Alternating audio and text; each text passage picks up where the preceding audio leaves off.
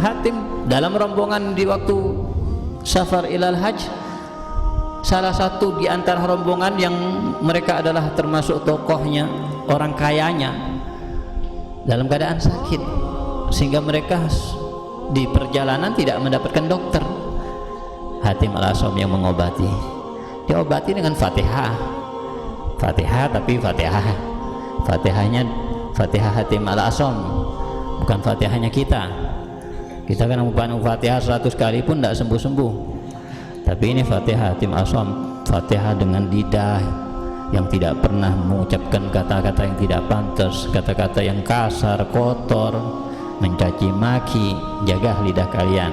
Ma yalfidu min qawlin illa ladeh raqib atid. Raqib atid, ingat, raqib atid selalu mencatat apa yang keluar daripada lidah kalian, satu kalimat dan biasakan untuk berkata dengan kata yang manis, dengan kata yang akhlak, dengan kata yang baik. Jangan suka mencaci maki, jangan suka teriak-teriak, jangan suka apalagi naudzubillah dengan kata-kata yang kotor, didengar aja tidak pantas, naudzubillah. Ya, nahnu hadzal nuhasab fi kulli kalimah, nuhasab fi kulli amal. Kita akan dihisab nanti di akhirat. Setiap kalimat akan dimintai tanggung jawab. Setiap apa yang kita kerjakan akan dimintai tanggung jawab nanti kelak di akhirat. Wal tanzur nafsun ma qaddamat. Lihat, jadi introspeksi diri, lihatlah apa yang telah kalian lakukan untuk akhirat kalian. Apa kalian sudah taubat? Apa kalian sudah betul-betul membawa bekal, mempersiapkan bekal yang banyak? Apa kalian sudah siap untuk mendapatkan kebahagiaan di akhirat nanti dengan bekal ibadah yang sekarang kalian lakukan? Jangan merasa puas. Kita apalagi seperti kita ini orang-orang yang mungkin maksiat kita lebih banyak daripada ibadah kita. Ibadah kita pun yang kita lakukan ya ibadah seperti ini. Sholat tidak khusyuk, baca Qur'annya juga tidak ngerti, baca ke ini pun seperti itulah seadanya. Ya, padahal kita mengharap surga kepada Allah. Apa dikira surga itu murah? Innal jannata la sil'atun ghaliyah, kata Rasul sallallahu alaihi wasallam. Surga itu adalah barang dagangan yang mahal, dan Allah akan menjual surganya kepada seseorang yang mau membelinya. Kita membeli berlian mahal, apalagi mau beli surga yang terbuat temboknya dari emas, dari berlian, dari perak. Kita mau beli surga ini tidak mampu. Ya, cukup sudah ibadah kepada Allah Subhanahu wa taala. Ya, sebelum kita dicabut dan dihilangkan kesempatan untuk beramal. Ya, kita lihat orang-orang yang sudah meninggal dunia, mereka berangan-angan untuk kembali lagi ke alam dunia, hatta walau wa in kanat li ajli raq'ah aw raq'atain tasbiha atau tasbihatain. Untuk kembali ke dunia, mereka mau membayar dunia dan seisinya. Dalam kitab Ihya Ulumuddin, Al-Imam Ghazali menyebutkan satu cerita, yaitu imra'ah fulanah tufiat, meninggal dunia. Kemudian setelah meninggal dunia, ra'aha abuha fil manam, dilihat oleh ayahnya di dalam mimpinya. Kemudian ditanya oleh ayahnya, bagaimana keadaanmu sekarang ini?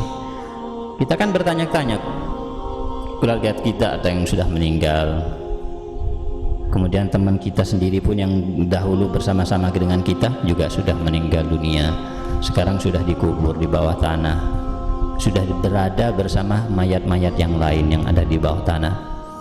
Dan jangan kita menghayal kita nanti masih lama kalau kita, jangan. Ingat bahwasanya kematian tidak harus mati itu tua, tidak, bukan berarti kalian masih muda aman. Banyak sekarang apalagi akhir zaman, mautul fujaah min alamatis sa'ah, kasratu mautil fujaah, termasuk tanda hari kiamat.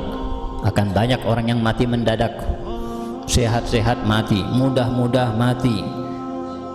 Jangan kalian berangan-angan nanti masih lama, masih muda. Nah, ya, mereka yang meninggal dunia yang mendahului kita, padahal mereka muda-muda, mereka mungkin juga di bawah kita umurnya, dan mereka tidak pernah mungkin sekalipun menyangka, menduga mereka meninggal di saat itu.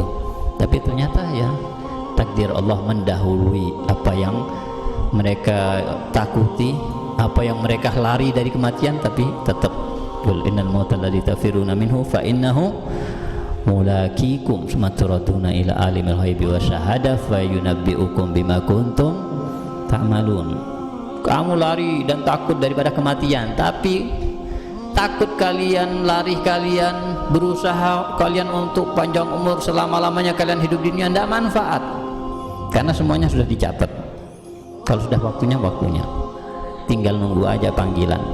Dan tidak, panggilan Israel tidak memandang umur, tidak memandang orang kalau tuh sakit-sakitan baru mati, tidak memandang oh kalau kalau mungkin sudah kena stroke baru ini sudah mau mati, kalau kita enggak. Nah,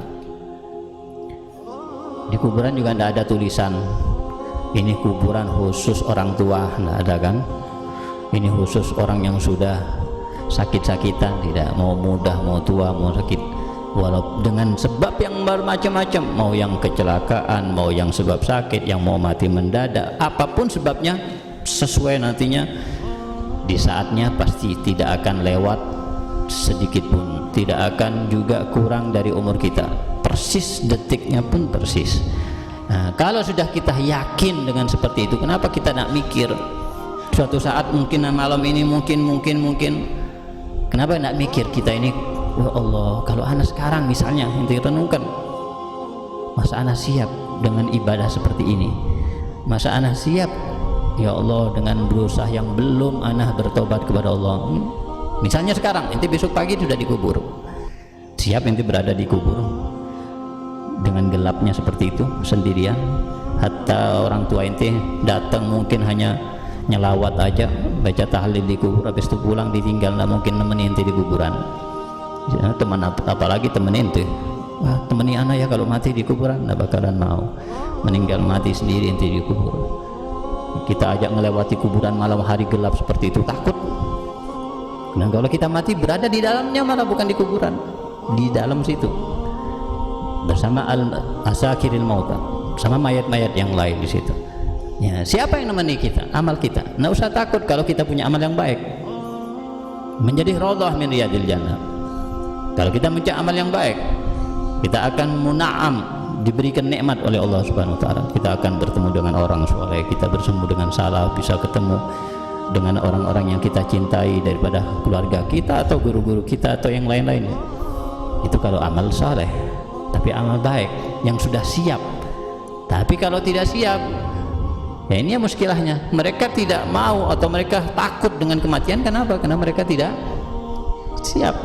Mereka tidak siap untuk memperbanyak bekal terlebih dahulu, tidak siap juga seperti itu. Ayo sekarang pergi, ya tentunya mau siap-siap dulu, jangan sekarang itu kok, sekarang diajak langsung begini, tidak ada janjian, tidak ada pemberitahuan, ya janjian dulu, besok pergi ya, baru sebelumnya sudah siap-siap.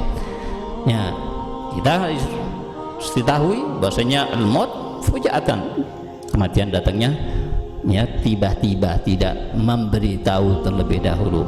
Jadi artinya setiap saat harus kita siap-siap. Dengan apa siap-siapnya? Dengan berbanyak ibadah. Atardu an takuna rafiqa qaumin lahum zadu wa anta bi ghairi zadi.